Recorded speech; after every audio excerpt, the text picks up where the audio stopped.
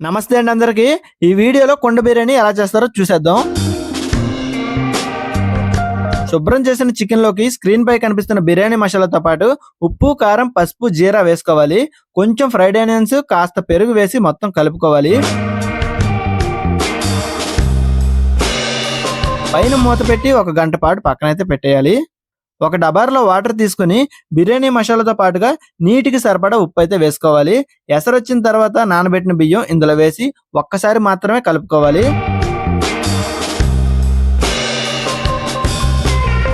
బియ్యం ఉడికిన తర్వాత రైస్ని 3 లేయర్స్ లాగైతే వేయాలి.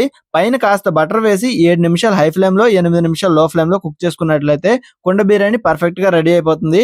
స్టవ్ ఆఫ్ చేసిన తర్వాత 20 నిమిషాలకి సర్వ్ చేసుకోండి. కుండ బిర్యానీ మంచి ఫ్లేవర్తో నెక్స్ట్ లెవెల్లో అద్దరిపోతుంది అంతే. వీడియో నచ్చితే లైక్ చేసుకోండి. నెక్స్ట్ వీడియోలో మళ్ళీ కలుద్దాం. Bye bye.